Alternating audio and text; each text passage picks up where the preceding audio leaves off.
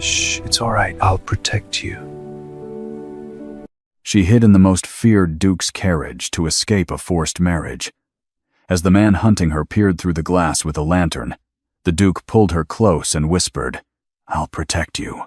Jasmine didn't know the man sitting in the shadowed corner of that black carriage was Graham Johnston, the scarred Duke of Blackwood, the one nobleman all of London whispered about in terror. She only knew that Torrin Campbell, the man she was being sold to in marriage, was going to own her body to settle her family's debts. The lace of her wedding gown was still damp with tears. She had run 3 blocks in satin slippers before diving into a carriage bearing a crest that made grown men cross the street. She collapsed onto the plush velvet floor, shaking. That's when she smelled it. Expensive tobacco and rain-soaked leather. She wasn't alone. She looked up. Sharp, chiseled features marked by jagged red scars ran across his cheek. His eyes held the kind of stillness that came before violence. He watched her like a predator assessing prey. Then a shadow fell over the window. Torrin, his face pressed against the glass, lantern raised, hunting. He started tapping the window, slow and deliberate. "Jasmine, darling." His voice came muffled through the glass. "Come out now, and I'll be gentle," she whimpered, waiting for the Duke to throw her out. Instead, Graham leaned forward, his gloved hand resting on her trembling shoulder. "He will not touch you," he whispered. "I'll protect you." He tapped the roof twice. The carriage moved forward, gliding past a furious Torrin. But as they drove into the night toward Blackwood Hall, Jasmine couldn't shake one question. Why had his carriage been parked so conveniently near the church? If you're ready for more stories where the unexpected happens, where the forgotten rise, and where the underdogs turn the game around, make sure to hit that subscribe button now. You don't want to miss what's coming next. And hey, drop a comment below, let me know where you're watching from and what's on your mind. Your thoughts are always welcome here, and I'd love to hear your take on tonight's story. Don't forget to like, share, and hit that notification bell so you never miss a moment of the drama, the revenge, and the secrets waiting to be uncovered. Welcome to the family. Now, let's dive in. The morning of the wedding, Jasmine woke to the sound of her mother weeping in the hallway. It wasn't the gentle crying of a mother sending her daughter off to happiness. It was the broken, guilty sobbing of a woman who had sold her child to save her own skin. The Anderson estate had been crumbling for years. Her father's gambling debts, her brother's failed business ventures, the mortgage payments they could no longer meet, and then Torrin Campbell had appeared like a vulture circling carrion, offering to clear every debt in exchange for one thing: Jasmine. She had met him only twice before the wedding was arranged. The first time, he had looked at her the way men looked at horses at auction, assessing her teeth, her posture, her ability to bear children. The second time, he had cornered her in the library and put his hand on her throat, not squeezing, just resting there as a reminder of what was to come. "You'll learn quickly," he had whispered against her ear, his breath reeking of brandy. "Obedient wives live comfortable lives. Disobedient ones learn to fear the dark." Now, as her mother and 2 maids laced her into the ivory gown, Jasmine felt like she was being sewn into her own burial shroud. The lace was suffocating. The corset crushed her ribs. The veil hung over her face like a widow's mourning cloth. "You look beautiful, dear," her mother said, but she couldn't meet Jasmine's eyes in the mirror. The church was only 4 blocks from the Anderson townhouse. Jasmine was meant to walk there with her father, a grand procession through the streets so all of London could see the Campbell fortune being secured. But when she stepped outside, her father wasn't waiting. He had already gone ahead to drink himself into enough courage to hand her over. She walked alone, flanked by 2 footmen who weren't there to escort her. They were there to make sure she didn't run. But Jasmine had learned something in her 22 years of being traded and bargained over. She had learned to wait, to watch, to find the single moment when the predators looked away. They were halfway to the church when a street vendor's cart overturned, spilling apples across the cobblestones. The footmen both turned to look. 3 seconds. That's all she had. Jasmine ran. The satin slippers were useless on the wet stones. Her gown tangled around her legs. She tore the veil from her face and let it fly away like a ghost. Behind her, she heard shouting. The footmen had noticed. They would catch her in minutes. She turned down an alley, her lungs burning, her vision blurring with tears. She had no plan, no destination. She just knew she would rather die in the gutter than become Torrin Campbell's property. That's when she saw it. At the end of the alley, parked in the shadow of the church's stone walls, sat a black carriage. Not just any carriage. The lacquered doors bore a crest in silver and crimson, a wolf's head crowned with thorns. Even Jasmine, who knew little of London's nobility, recognized that symbol, the Blackwood crest. The mark of Graham Johnston, the Duke whose name mothers used to frighten children into obedience. The Duke who had returned from war with a face full of scars and a reputation for cruelty that made even the king tread carefully. The carriage door was slightly open, as if waiting. Jasmine didn't hesitate. She dove inside, pulling the door shut behind her and collapsing onto the floor between the seats. Her heart hammered so violently she thought it might burst through her ribs. She pressed herself into the smallest space possible, her wedding gown bunching around her like crumpled paper. The interior smelled of expensive tobacco and rain-soaked leather, rich, masculine, dangerous. She squeezed her eyes shut and tried to control her breathing. Maybe the carriage was empty. Maybe she could hide here until Torrin gave up the search. Maybe. You're bleeding on my upholstery. Jasmine's eyes snapped open. Her gaze traveled up from polished black boots to perfectly tailored trousers, to the ornate black velvet coat embroidered with silver threading, and finally to the face that had become London's favorite nightmare. Graham Johnston didn't look surprised to find a woman in a wedding dress hiding in his carriage. He looked mildly inconvenienced, the way a man might look at a stray cat that had wandered into his study. The scars were worse than the rumors suggested. 3 jagged lines cut across his left cheek, angry and red against his pale skin, running from his temple to his jaw like claw marks. His eyes were dark, cold, assessing her with the detached interest of a scientist examining a specimen. Jasmine started, but her voice came out as a broken whisper. "You're the Anderson girl," Graham said. It wasn't a question. "The one being sold to Campbell today." She nodded, unable to form words. Graham leaned back against the seat, his expression unreadable. "Does he know you're here?" "No. I ran. I didn't know where else." She stopped, realizing how pathetic she sounded. Please, don't send me back to him." "Why would I do that?" Graham's tone was conversational, almost bored. "Campbell's business is not my concern."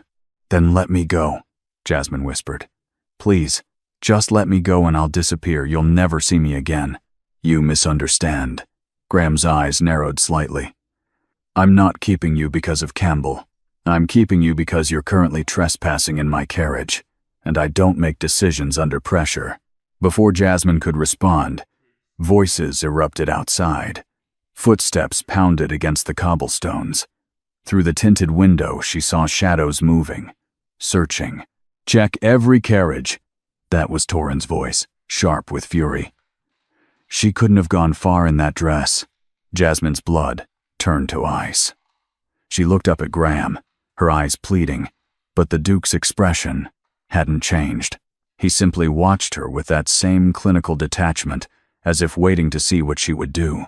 The footsteps grew closer. A shadow fell across the window. Jasmine stopped breathing. The door handle rattled. In one smooth motion, Graham reached down and pulled Jasmine up from the floor, positioning her on the seat beside him. Before she could process what was happening, he draped his heavy cloak over her, covering her entirely, and wrapped one arm around her shoulders, holding her against his side.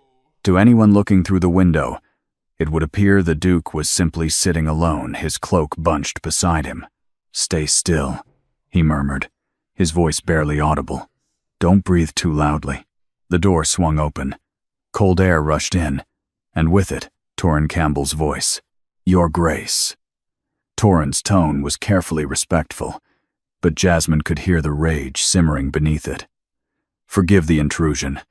I'm searching for someone. A young woman in a wedding dress. Have you seen her?" "I've seen several young women today," Graham replied, his voice flat and disinterested. "London is full of them. This one is my bride. She's confused. Not well. I need to find her before she hurts herself." How tragic. There was no sympathy in Graham's words. "But as you can see, Campbell, I'm alone, and I have an appointment I'm already late for. Close the door. If I could just close the door." The temperature in the carriage seemed to drop 10 degrees. Graham hadn't raised his voice, hadn't moved. But something in those 3 words made even Jasmine's heart stutter. There was a long pause. Then Torrin's footsteps retreated, and the door clicked shut. Graham didn't move, neither did Jasmine. They sat in silence as the voices outside faded, as the search moved further down the street. Only when the sounds had completely disappeared did Graham pull the cloak away. Jasmine looked up at him, her face wet with tears she hadn't realized she'd shed. "Why did you—" "I don't like Campbell," Graham said simply. He tapped the roof of the carriage twice.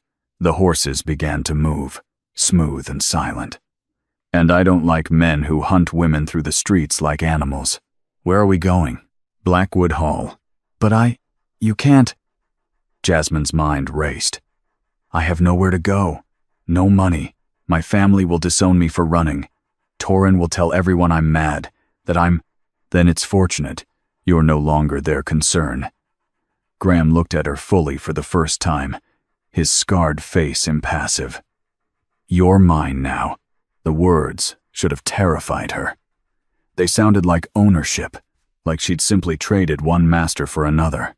But there was something in the way he said it, something matter-of-fact and final, that felt different from Torrin's possessive threats. Graham pulled a handkerchief from his pocket and handed it to her. "You're still bleeding."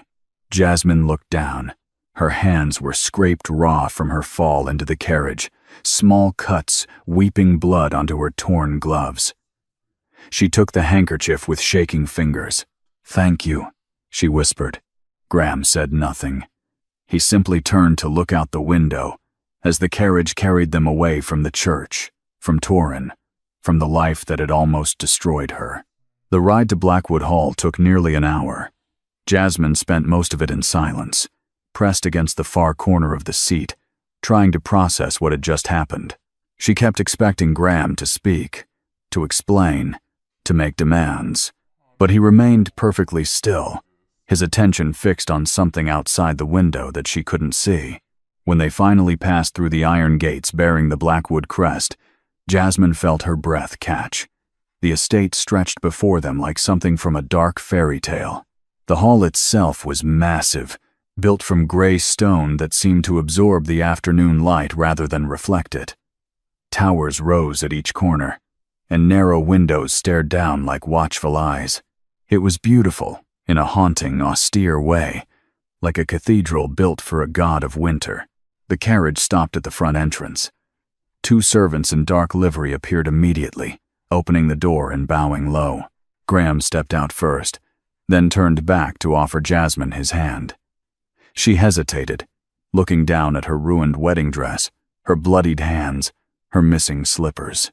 She must look like something dragged from the Thames. "I can't," she whispered. "I can't go in there looking like this.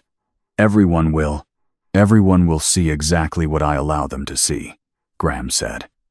His hand remained extended, steady and patient. Nothing more. Jasmine took his hand and stepped down onto the gravel drive. Her feet were bare, cut from running through the streets, and she winced as small stones pressed into her skin. Without a word, Graham swept her up into his arms. Jasmine gasped, instinctively clutching at his coat. "Your Grace, I can walk. Not on those feet." He carried her up the stone steps as if she weighed nothing, his expression as unreadable as ever. "Mrs. Thornton," he called as they entered the main hall. A severe-looking woman in a black dress appeared from a side corridor. She took one look at Jasmine, and her expression shifted from surprise to something almost motherly. "Prepare the East Wing guest suite," Graham ordered. "Have a bath drawn, clothes laid out, and send for Dr. Morrison to tend to her hands and feet. At once, Your Grace." Mrs. Thornton's eyes swept over Jasmine with professional efficiency. "Will the young lady be staying long?" "Indefinitely," Graham said. He set Jasmine down gently in a chair near the massive fireplace. "See that she has everything she requires." Mrs. Thornton curtsied and hurried away, snapping orders to servants who materialized from the shadows. Jasmine looked up at Graham, who was already turning to leave. "Wait. I don't understand. Why are you doing this? What do you want from me?" Graham paused. For a long moment, he didn't answer. When he finally spoke, his voice was quiet, almost distant. "I want you to rest, to heal, to remember what it feels like to be safe." He glanced back at her, his scarred face half in shadow. "We'll discuss expectations tomorrow. For now, you need to recover from your escape. But Torrin Campbell is no longer your concern. He's mine." Something dark flickered in Graham's eyes. "And I've been waiting a very long time to settle accounts with him." Before Jasmine could ask what that meant, he was gone, his footsteps echoing down the corridor. Mrs. Thornton returned with 3 maids in tow. They helped Jasmine to her feet and led her through a maze of corridors, up a grand staircase, and into the East Wing. The suite they brought her to was larger than her family's entire townhouse. The walls were papered in deep emerald silk, and a canopy bed draped in velvet dominated one side of the room. A fire crackled in the marble fireplace, and through the tall windows, she could see the estate's grounds stretching toward dark woods in the distance. The maids worked efficiently, helping her out of the ruined wedding dress and into a steaming bath that smelled of lavender and something medicinal. They washed her hair, treated her cuts, and wrapped her feet in soft bandages. When the doctor arrived, he was brisk but gentle, checking for broken bones and declaring that she would heal perfectly with rest. By the time they dressed her in a soft nightgown and robe, Jasmine could barely keep her eyes open. Exhaustion crashed over her like a wave.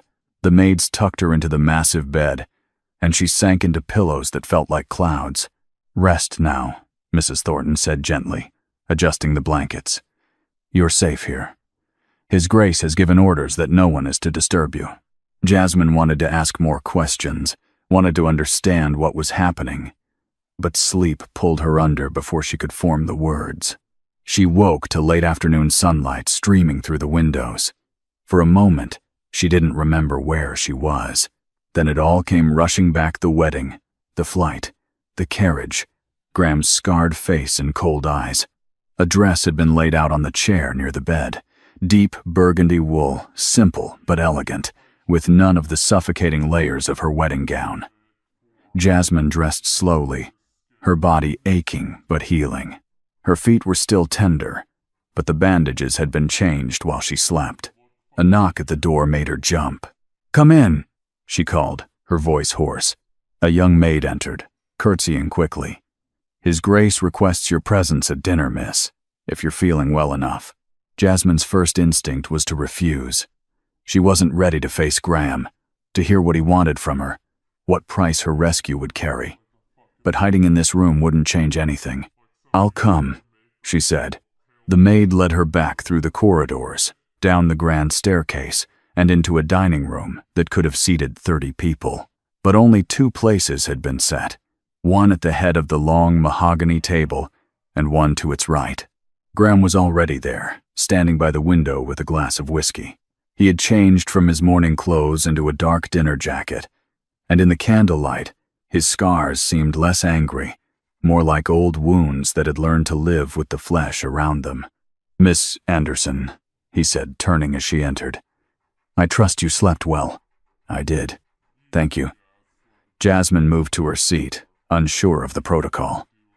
Your Grace, I need to understand. Sit first, eat, then we'll talk. Graham took his own seat and gestured to the servants waiting in the shadows. They brought out the first course, a rich soup that smelled of herbs and cream. They ate in silence for several minutes. Jasmine found she was ravenous, her body demanding fuel after the trauma of the morning. The food was exquisite, each course more elaborate than the last, but she barely tasted it. Her mind was racing with questions. Finally, after the main course had been cleared and a light dessert had been served, Graham set down his fork and looked at her directly. You want to know why I brought you here? He said. Yes. The simple answer is that I don't like Torrin Campbell. The complicated answer would take all night. Graham swirled the wine in his glass, watching the candlelight catch in the liquid. But I think you deserve at least some truth. I'd appreciate that. Campbell and I have history. Years ago, he tried to force another young woman into marriage. She had no family to protect her, no means to escape. When I learned of it, I intervened. Graham's jaw tightened almost imperceptibly. I was younger then, more direct in my methods. Campbell took offense to my interference. The scars, Jasmine whispered. He hired men to teach me a lesson about meddling in other people's business. They cornered me in an alley, much like the one you ran through today. Graham touched his scarred cheek absently. I survived. The girl didn't. Campbell's wedding went forward, and she died 6 months later. The official cause was pneumonia, but everyone knew the truth. Jasmine felt sick. I'm sorry. I'm not telling you this for sympathy. I'm telling you so you understand that when I saw you in my carriage, running from the same man, wearing the same terrified expression, he stopped, something almost human flickering across his face before the mask returned. I won't make the same mistake twice. So this is revenge? Against Torrin? Partially. Graham leaned back in his chair. But it's also practical. You needed safety. I can provide it. In exchange, you'll play a role. What role? My Duchess. He said it simply, as if announcing the weather. Not in truth, not yet, but in appearance. Let London believe we've married in secret. Let Campbell and your family think you've found protection they can't touch. You want to use me as bait, Jasmine said slowly. I want to give you a life where you're not sold like livestock. Graham's voice hardened. You can stay here, live in comfort, and in return, you'll attend social functions at my side. You'll convince society that the scarred Duke has finally found someone brave enough to bear his presence. And Campbell will have to watch, knowing he lost you to the one man in London who isn't afraid of him. And when your revenge is complete? Jasmine asked. What happens to me then? That depends entirely on you. Graham stood, walking to the window that overlooked the dark gardens. You can stay. You can leave. You can marry someone else if you choose. But you'll do it from a position of strength, not desperation. Jasmine studied him, this scarred Duke who spoke of violence and protection in the same breath. There was something broken in him, she realized. Something that had never healed right after that alley, after that girl's death. One condition, she said finally. Graham turned to face her, one eyebrow raised. I want the truth, always. No more half-explanations or convenient omissions. If I'm going to play your Duchess, I need to know exactly what game we're playing. Something almost like respect crossed Graham's features. Agreed. Then I accept. Good. Graham returned to the table, refilling both their glasses. There's one more thing you should know. You're not a prisoner here, Jasmine. You're free to move through the estate, to use the library, the gardens, whatever you wish. This is your home now, for as long as you want it to be. Why? The question burst out before she could stop it. Why do all this for a stranger? Graham was quiet for a long moment. When he finally spoke, his voice was barely above a whisper. Because you deserve to take up space in this world, not shrink from it, not apologize for existing. And every minute you lived in fear of Campbell was a minute you were taught to make yourself smaller. He looked at her with those dark, unreadable eyes. I won't have that in my house. Here, you will remember what it means to breathe freely. Jasmine felt tears prick her eyes, but she blinked them back. She had cried enough today. Thank you, she said softly, for giving me a choice. You always had a choice. I'm just making sure you have the power to enforce it. They finished dinner in companionable silence, and when Graham walked her back to her suite, he paused at the door. Tomorrow, we'll need to make this official. Spread the word about our marriage. It will cause a scandal, but scandal is the point. And Torin? We'll come for you. Probably within the week. Graham's expression turned cold. Let him come. I've been waiting years for him to give me an excuse to destroy him. As Jasmine closed the door to her suite, she realized she wasn't afraid. For the first time in years, maybe ever, she felt like she had an ally. Not a savior, not a master, but someone who saw her as an equal in whatever war was coming. She walked to the window and looked out at the dark grounds, at the lights of London glowing in the distance. Somewhere out there, Torin Campbell was plotting. Her family was probably drowning in shame. Society was already beginning to whisper about the runaway bride. But here, in Blackwood Hall, she was safe. And more than that, she was beginning to understand that Graham Johnston might be the most dangerous man in London. But he was dangerous in her defense. It was only 3 days before Torin came. Jasmine was in the library when she heard the commotion at the front entrance. Raised voices, the sound of boots on marble, and then Graham's low, controlled tone cutting through the chaos. She set down her book and moved to the doorway, her heart racing. Torin Campbell stood in the main hall, flanked by 2 men who looked like hired muscle. He was dressed impeccably, every inch the wealthy gentleman, but his eyes were wild with rage. "Where is she?" he demanded. "Where is my bride?" "Your bride?" Graham descended the staircase slowly, deliberately, each footstep echoing like a drumbeat. "I'm afraid you're mistaken, Campbell. There is no bride of yours in this house. Don't play games with me, Johnston. I know she's here. The whole city is talking about it. You stole her from the church, spirited her away. I stole nothing. The lady sought refuge, and I granted it. What happens in my home is no business of yours." "She was mine!" Torin's voice cracked with fury. "The contract was signed. The debts were settled. She belongs to me." Belonged. Graham reached the bottom of the stairs, positioning himself between Torin and the rest of the house. "Past tense. I'm afraid the lady has changed her circumstances. This is kidnapping. Theft. I'll have you brought up on charges. Will you?" Graham's voice dropped to a deadly whisper. "Please do. I'd very much enjoy a public trial, where we examine exactly why Miss Anderson preferred to throw herself on the mercy of a scarred stranger rather than marry you. I imagine the testimony would be fascinating." Torin's face went purple. "You have no right. I have every right. Miss Anderson is under my protection now, as my wife." The words hung in the air like a thunderclap. Jasmine's breath caught. They had discussed this plan, but hearing Graham say it out loud, hearing the finality in his voice, made it real. "You married her?" Torin's laugh was ugly. "You expect anyone to believe that the scarred duke, the man who hasn't touched a woman in 5 years, suddenly married some runaway girl?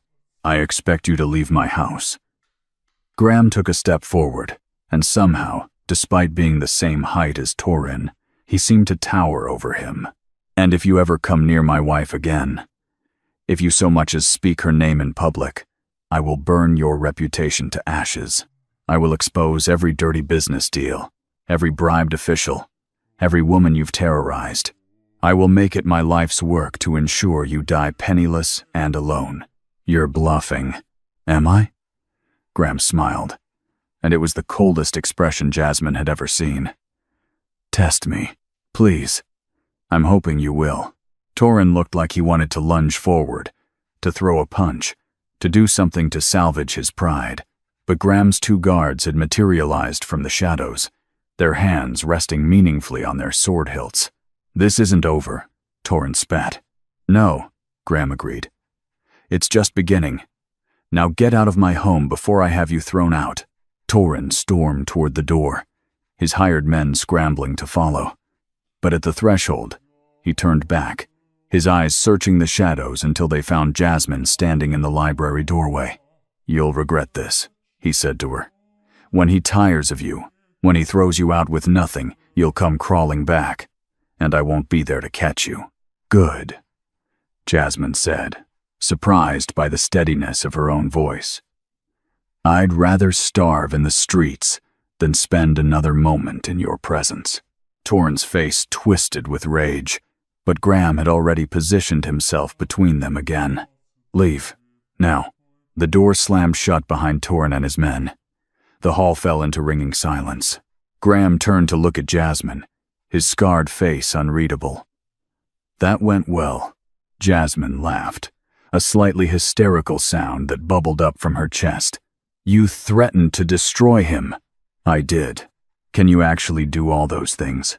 Expose his business deals? I already have people gathering evidence. It will take time, but yes." Graham walked toward her slowly. "Are you all right? I know that wasn't easy." "I'm fine." Jasmine realized it was true. She had been terrified that seeing Torrance again would break her, would send her back into that place of fear and helplessness. But standing here, with Graham between her and danger, she had felt something else entirely. Power. "Thank you for sending him away. Thank you for standing your ground." That took courage. They stood there in the hallway, the afternoon light streaming through the tall windows, and Jasmine realized that something had shifted between them. They were no longer strangers bound by convenience. They were allies, partners in whatever came next. "What happens now?" she asked. "Now?" Graham's expression softened almost imperceptibly. "Now, we let London whisper. We let Campbell rage, and we prepare for the real battle to come, which is making them all believe that the scarred Duke has finally found someone who sees past the monster to the man beneath." He looked at her steadily. "Think you can manage that, Duchess?" Jasmine met his gaze, seeing not the scars or the cold reputation, but the man who had sheltered her, who had given her a choice, who was fighting a war against cruelty in his own brutal way. "I think," she said slowly, "that won't be as difficult as you imagine." For the first time since they met, Graham smiled. It was small, barely there, but it transformed his face completely. The scars became just lines. The coldness melted into something almost warm. "Good," he said, "because I have a feeling Campbell isn't going to let this go quietly." "Let him come," Jasmine said, surprising herself with the fierceness in her voice. "I'm not running anymore." Graham nodded, respect clear in his eyes. "No, you're not. Welcome to Blackwood, Duchess. The real fight starts now. If you're still here after all that, it shows you find the story interesting. If so, then do me this one favor. Hit subscribe on Forbidden Secret Love Chronicles. Also, drop a comment. Tell me, what did you think of Jasmine's choice? Would you have climbed that ledge?" I read every single comment. Your thoughts aren't just engagement stats to me. They matter. The week after Torrance's visit passed in strange quietness. Jasmine settled into Blackwood Hall, like a bird learning it could finally stretch its wings. She explored the library, walked the gardens despite the autumn chill, and slowly began to understand that Graham had meant what he said. She wasn't a prisoner. She was simply there, taking up space, breathing freely. But questions gnawed at her. Why had Graham's carriage been parked so conveniently near the church? How had he known she would run? And what exactly was his connection to her family's debts? The answers came on a gray Thursday afternoon when Jasmine was searching the library for a book Graham had mentioned at breakfast. She pulled out a volume on military history, and behind it, wedged between two shelves, was a leather folder that had clearly been hidden. Her hands trembled as she opened it. Inside were documents, legal papers, contracts, loan agreements. And there, in her father's shaky handwriting, was a debt notice dated 3 years prior. The amount made her stomach turn. Her father had borrowed an enormous sum from Graham Johnston, secured against the Anderson estate and, according to a clause near the bottom, repayable through either monetary means or marital alliance. Jasmine sank into a chair, the folder slipping from her fingers. Graham hadn't simply rescued her from Torin. He had owned her family's debt all along. The carriage parked near the church wasn't coincidence. It was calculation. He had been waiting for her to run, knowing she would have no choice but to seek refuge with him. She had traded one owner for another. The door to the library opened. Graham entered, already speaking before he saw her face. "I thought you might want to ride out to the—" He stopped. His gaze dropped to the scattered documents on the floor. His expression didn't change, but something shuddered behind his eyes. "You weren't supposed to find those," he said quietly. "No, I'm sure I wasn't." Jasmine stood, her legs unsteady. "How long, Graham? How long have you owned my family?" 3 years. Your father came to me desperate. The other creditors were threatening violence. I offered terms that would give him time, terms that included me. A clause. One option among several. He never had to invoke it. Graham moved closer, his hands at his sides. "But when I learned he was selling you to Campbell instead, I made sure my carriage would be where you needed it. You manipulated everything." The betrayal burned in her chest. The rescue, the protection, all of it was just you claiming what you thought you'd already purchased. "No." Graham's voice turned sharp. "If I wanted to claim a debt, I would have shown up at your father's door with those papers and demanded payment. I didn't. I waited to see what you would choose." "What I would choose?" Jasmine laughed bitterly. "I had no choice. I was running from one monster straight into the arms of another, who just happened to be more polite about his ownership." Graham flinched. It was slight, barely visible, but she saw it. "Is that what you think? That I brought you here to own you? What else am I supposed to think?" She gestured at the documents. "You bought my family's debt specifically so you could position yourself as my savior. You played the hero while holding my chains the entire time.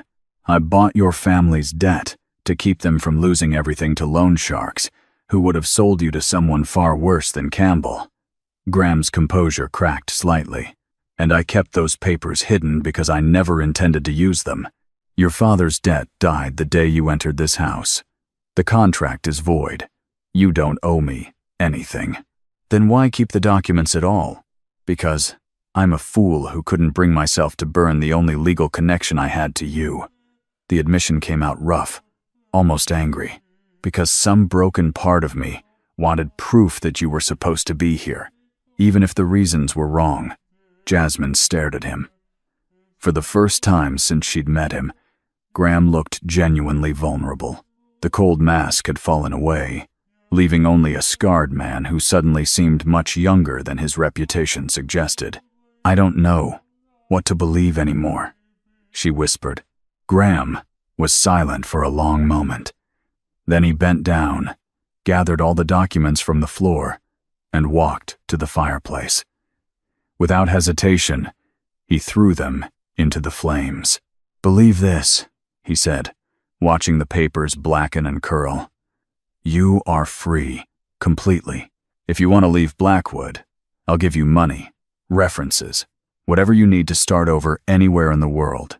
If you want to stay, you stay as my equal, not my property. The choice is entirely yours. And the marriage? The revenge against Torin? Forget it. All of it." The papers had turned to ash.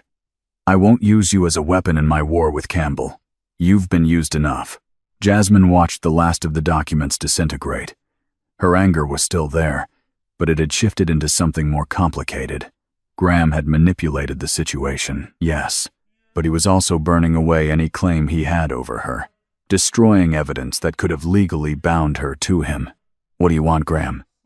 she asked. "Really?" He turned to face her, and for once, his expression was completely open. I want you to choose to be here because you want to be, not because you're trapped. I want to give you the life that girl from 5 years ago never got. And I want to stop waking up every morning wondering if I'll fail to protect someone again. So this is about guilt, partially. But it's also about you. He took a step closer. You stood in that hallway and faced Campbell without flinching. You called me out just now instead of playing the grateful refugee. You're stronger than you know, Jasmine. And I want to see what you become when no one is standing in your way. She studied him, this complicated man who dealt in violence and protection with equal measure. If I stay, I need the truth. Always. No more hidden documents or convenient omissions. Agreed. And we renegotiate the terms of this marriage. If I'm going to be your Duchess, it's because I choose it, not because you orchestrated it. Agreed. And you have to tell me the real story. All of it. What happened with that girl 5 years ago, and why destroying Campbell matters so much to you. Graham's jaw tightened, but he nodded. Tonight, over dinner, I'll tell you everything. Then I'll stay, Jasmine said. For now, we'll see what comes next. Something like relief crossed Graham's face. He extended his hand, formal and steady. Partners, then. Jasmine took his hand. His grip was warm despite the cold reputation. Partners. That evening, over wine and too much honesty, Graham told her everything. The girl's name had been Elizabeth. She was a merchant's daughter with no family and no dowry. Campbell had wanted her for reasons that had nothing to do with love and everything to do with controlling her father's shipping connections. When Elizabeth tried to refuse, Campbell began a campaign of terror. Anonymous threats. Accidents that weren't accidents. Her father's business mysteriously catching fire. Graham, younger and more idealistic, had tried to intervene. He challenged Campbell publicly, threatened to expose his tactics. In response, Campbell hired men to corner Graham in an alley. They held him down and carved up his face while Campbell watched, making sure the wounds would scar permanently. He wanted me marked, Graham said, touching the scars absently. Wanted everyone to see what happened to people who interfered with his business. And Elizabeth married him a month later. I tried to stop it, but she begged me not to. Said he'd kill her father if I intervened again. Graham's expression was hollow. She died 6 months into the marriage, officially pneumonia, but I saw her 2 weeks before she passed. She had bruises around her throat that matched the size of Campbell's hands. Jasmine felt sick. I'm sorry. I swore I'd destroy him. But Campbell is careful. He has connections, powerful friends, ways of making accusations disappear. I've spent 5 years gathering evidence, building a case that even his allies can't ignore. He looked at her directly. When you ran from that church, I saw a chance to hit him where it would hurt most. His pride, his sense of ownership. I'm not proud of using you that way, but you're not sorry either. No, because it kept you safe, and that matters more than my conscience. They sat in silence for a while, the fire crackling between them. Finally, Jasmine spoke. The Royal Masquerade is in 2 weeks. Campbell will be there. Half of London will be there. I know. If we're going to make them believe this marriage is real, we need to be seen together, publicly, at the biggest event of the season. Graham studied her carefully. You want to walk into a room full of people who think you're either mad or a social climber who seduced the scared Duke.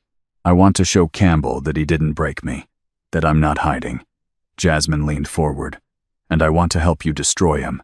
Properly this time. Jasmine, I'm not asking permission. I'm offering partnership. She held his gaze. You have evidence against Campbell. I have something better. I know how he thinks, how he plans.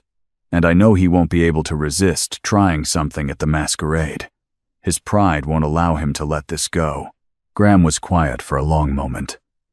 Then slowly, he smiled. It was genuine this time, reaching his eyes. You're going to be trouble, aren't you? I certainly hope so. The royal masquerade was held at the king's palace, a sprawling estate that glittered with 1,000 candles. Jasmine descended from the carriage, wearing a gown of deep emerald silk that Mrs. Thornton had commissioned specifically for the occasion. It was elegant without being ostentatious, the kind of dress a duchess would wear. The mask covering the upper half of her face was decorated with silver thread and small emeralds that caught the light. Graham wore black, as always, but his mask was simple silver that somehow made his scars more striking rather than less. He offered his arm, and together they climbed the palace steps. "Ready?" he murmured. "No. But let's go anyway." The ballroom fell silent when they entered. Hundreds of masked faces turned toward them, and Jasmine felt the weight of their stares. The whispers started immediately, a low buzz of scandal and speculation that followed them across the marble floor. Graham led her through the crowd with complete confidence, nodding to acquaintances, ignoring the stares. They were announced formally, the Duke and Duchess of Blackwood. The title felt strange in her mouth, but she held her head high. They danced first. Graham was surprisingly graceful, leading her through a waltz with practiced ease. "You're doing well," he said quietly. "Half the room is scandalized. The other half is jealous." "And Campbell?" "Near the refreshment table, watching." Jasmine didn't turn to look. "What's he doing?" "Pretending you don't exist. Which means he's planning something." They circulated through the crowd, speaking with various nobles and court officials. Jasmine played her role perfectly, the mysterious new duchess who had captured the heart of London's most notorious bachelor. She smiled at the right moments, deflected intrusive questions with grace, and slowly she felt the crowd's opinion shift. She wasn't a scandal. She was fascinating. It was during the second hour of the ball that Jasmine noticed something wrong. A servant refilling champagne glasses kept glancing toward a side door. Another servant, one she'd seen earlier near the main entrance, was now positioned near the balcony exit. And a third was standing too close to where she and Graham were talking with the French ambassador. "Graham," she said quietly, interrupting his conversation. "Something's wrong." "What do you mean?" "The servants. 3 of them are watching us. And they're not palace staff. Their uniforms don't quite match." Graham's expression sharpened. His eyes swept the room, noting the details she'd spotted. "Campbell's men. He's planning something. An ambush, maybe. Or..." Jasmine's blood ran cold. "The balcony. If they corral us out there, away from witnesses, we leave. Now." Graham took her arm, already moving toward the main exit. But as they turned, one of the false servants dropped his tray. The crash of breaking glass drew everyone's attention. In that moment of distraction, Torrin Campbell stepped directly into their path, flanked by 2 legitimate palace guards. "Duchess," Torrin said, his voice carrying across the sudden silence. "How lovely to see you. I was just telling these gentlemen about the circumstances of your marriage to the Duke." Graham's hand tightened on Jasmine's arm. "Move, Campbell. I'm simply concerned for the lady's welfare. You see, there are rumors that the Duke here coerced Miss Anderson into marriage, that he used her family's debts to force her hand." Torrin's smile was poisonous. "I've brought documentation proving that Graham Johnston held financial leverage over the Anderson family at the time of your supposed wedding." "That's a lie," Jasmine said, but her voice sounded weak, even to her own ears. "Is it? The Duke himself can confirm he owned your father's debts. The timing is rather convenient, don't you think? A penniless girl fleeing one marriage, only to be immediately claimed by the man who holds her family's future in his hands." Torrin looked at the growing crowd. "I'm merely suggesting that perhaps the lady wasn't given a real choice, and if that's the case, well, the marriage might not be legal at all." The crowd murmured. Jasmine saw doubt on faces that had been friendly moments ago. This was Campbell's play. He couldn't reclaim her through force, so he was destroying the legitimacy of her marriage to Graham, making her look like a victim who needed rescue. If he succeeded, the king himself might intervene, annul the marriage, and leave her vulnerable. The documents he's referring to were destroyed, Graham said coldly. The debt was forgiven. Convenient timing, Torrens said. And no witnesses to this supposed forgiveness, I imagine? I'm the witness. Jasmine stepped forward, pulling away from Graham's protective grip. Her heart hammered, but her voice came out steady. Graham burned those documents at my request. The debt no longer exists. At your request? Or at his orders? Torrens' expression was sympathetic, calculated to make her look unstable. My dear, it's clear you've been manipulated. No one blames you. The Duke is known for his persuasive methods. The only person who manipulated me was you. Jasmine's voice rose, carrying through the ballroom. You threatened me. You told me what would happen if I disobeyed. You made me feel like I was worth less than the debts my father owed. She looked at the crowd, at the masked faces watching with rapt attention. Graham gave me a choice. You never did. This is absurd, Torrens sputtered. Your Grace, he appealed to one of the palace officials. Surely you can see this woman needs protection from you, Jasmine cut him off. Everyone here knows your reputation, Campbell. Everyone knows what happened to Elizabeth Crawford. Or do you think people don't whisper about how your first wife died 6 months after marrying you? The crowd's murmur changed pitch. Mentioning Elizabeth was dangerous, but Jasmine had calculated correctly. Everyone knew the story, but no one had dared say it publicly. Torrens' face went red. You have no proof of anything, don't I? Jasmine turned to Graham. The ledgers. The ones you've been gathering for 5 years. Graham understood immediately. He reached into his coat and pulled out a folded document. Funny you should mention proof, Campbell. I have documentation here of every illegal business dealing you've conducted for the past decade. Bribes, extortion, human trafficking disguised as labor contracts. Should I start reading them aloud, or would you prefer to leave quietly? You're bluffing. The shipment from Calais last March. The girls you claimed were domestic servants. They were 14 years old. Graham's voice was cold as winter. I have witness testimony, bills of sale, everything needed to bring you up on charges. Torrens' confident expression cracked. You can't prove. I can prove all of it, and I will. The only question is whether you want that conversation to happen here, in front of the king and half of Parliament, or whether you'd like to retain some dignity and disappear. For a moment, Jasmine thought Torrens would fight.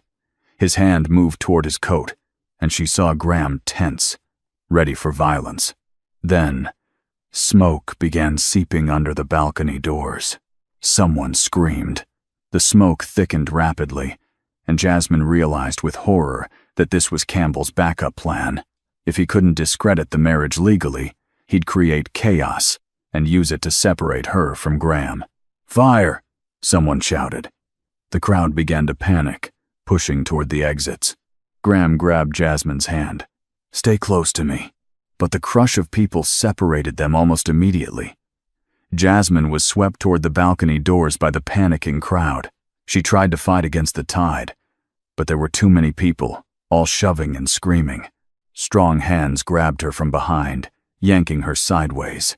She tried to scream, but a hand clamped over her mouth. Through the smoke and chaos, she caught a glimpse of her captor's face, one of Campbell's false servants. He was dragging her toward a side corridor, away from the main exits. Jasmine bit down hard on his hand. The man cursed and loosened his grip just enough for her to wrench free. She ran blindly through the smoke, her lungs burning, no idea where she was going. She burst through a door and found herself on a servant's staircase. Behind her, she heard footsteps, multiple sets. Campbell had sent more than one man. Jasmine ran up the stairs, her dress tangling around her legs. She reached a landing and made a split-second decision, diving through another door into what looked like a private study. She locked the door and looked around frantically for another exit. There was only a window. 3 stories up. The door handle rattled. Then something heavy slammed against it. The wood cracked. Jasmine ran to the window and looked down. A narrow ledge ran along the exterior wall, leading to a balcony about 15 feet away. It was insane. She'd never make it. The door splintered. She climbed out onto the ledge. The drop below made her dizzy. She pressed her back against the wall, her fingers scrabbling for purchase on the rough stone. The wind whipped her dress around her legs. She inched sideways, not looking down, focusing only on the balcony ahead. Behind her, she heard voices in the study. She went out the window. Jasmine moved faster. Her foot slipped on the narrow ledge, and for a terrifying second, she felt herself falling. Her hands caught the stone, nails breaking, but she held on, pulled herself back, kept moving. She reached the balcony and hauled herself over the railing, just as a hand grabbed at her dress from the window. The fabric tore, but she was over, safe. The balcony doors opened. Graham stood there, his mask gone, his scarred face stark with fear that melted into relief when he saw her. Jasmine. He pulled her inside, into a room full of palace guards and officials. Thank God. Campbell's men, she gasped. They tried to take me. I know. We caught 2 of them downstairs. Graham wrapped his coat around her shoulders. She was shaking violently, adrenaline making her entire body tremble. The fire was started deliberately. Campbell's backup plan. Is everyone safe? The fire was small, contained to one room, but in the chaos, Campbell disappeared. A palace official approached, bowing slightly. Your Grace, we've secured the building. Mr. Campbell was seen leaving through the servants' entrance. We can pursue. Let him go, Graham said. For now, he's revealed his hand. Everyone saw him orchestrate this. The charges, Jasmine asked, will be filed tomorrow. Between the documents I have and tonight's attack, Campbell is finished. Graham looked at her intently. But you climbed along a 3rd-story ledge. I didn't really have a choice. You always have a choice. You chose to be brave. He touched her face gently, checking for injuries. And you bit a man who tried to kidnap you. I wasn't going to make it easy for him. Graham laughed, a sound of pure relief. No, you certainly didn't. They left the palace an hour later, after giving statements and ensuring that legal proceedings against Campbell would begin immediately. The carriage ride back to Blackwood was quiet. Jasmine leaned against Graham's shoulder, exhausted beyond measure. Thank you, she said softly, for teaching me I was worth fighting for. You always were. You just needed to remember it. The next morning, Jasmine woke to find a small box on her bedside table. Inside, resting on velvet, was a ring, heavy gold, set with a dark ruby, engraved with the Blackwood crest, the Duke's signet ring. She found Graham in his study, reviewing documents related to Campbell's upcoming trial. The ring, she said, holding up the box. Graham looked up. For once, he seemed almost nervous. It's traditionally given to the Duchess of Blackwood, the real Duchess, not just someone playing a role. We were playing a role, Jasmine said carefully. Were we? Graham set down his pen. Because somewhere between burning those documents and watching you climb along that ledge, I stopped pretending. I want you here, Jasmine, not as a weapon against Campbell, not as part of some revenge plot, but because you make this cold house feel like something worth coming home to. Jasmine's throat tightened. I want to stay, really stay, not because I have nowhere else to go, but because I choose you. Choose this. Then the ring is yours, if you want it. She crossed the room and took the ring from the box, sliding it onto her finger. It fit perfectly. She held out her hand, admiring the way the ruby caught the morning light. How do I look? She asked. Graham stood, moving around the desk to stand in front of her. He took her hand, bringing it to his lips in a gesture that was achingly tender. Like a duchess, he said. Like someone who belongs here. Like the woman who saved herself and decided to let me come along for the ride. Jasmine laughed, pulling him closer. That's a lot to read from a ring. I'm good at reading between the lines. Then read this. She kissed him, gentle at first, then deeper. When they finally pulled apart, Graham was smiling that rare, genuine smile that transformed his entire face. "Welcome home, Duchess," he said. "Welcome home, Duke." Outside, London was waking to news of Campbell's disgrace. The story would spread through society like wildfire. The trial would be a spectacle. But inside Blackwood Hall, two people who had found each other in the worst circumstances were building something entirely new, something chosen, something free, something that felt surprisingly like love. Jasmine looked down at the ring on her finger, at the crest that now marked her as part of this strange, scarred, beautiful family of two. She had run from one life straight into another, but this time she had run towards something instead of away from it. And that, she thought, made all the difference. If you made it this far, you've walked every step of Jasmine's journey with us. From a terrified bride in a carriage to a duchess who chose her own fate. From hiding in the shadows to standing in the light. This is what Forbidden Secret Love Chronicles is all about, stories where the broken find strength, where the trapped find freedom, where endings become beginnings. But here's the thing. This channel only works if you're here with us. Every subscribe, every like, every comment telling us where you're watching from, that's what keeps these stories alive. That's what tells us you want more nights like this, more characters who fight back, more love stories that don't come easy but mean everything when they finally arrive. So if Jasmine's courage moved you, if Graham's redemption meant something, if you want to see more stories where the underdogs don't just survive but thrive, hit that subscribe button right now. Don't wait. And please, share this with someone who needs to hear a story about choosing yourself, about finding allies in unexpected places, about becoming the person you were always meant to be. Hit that notification bell. Join the family, because the best stories are the ones we experience together. Welcome to Forbidden Secret Love Chronicles. We're just getting started.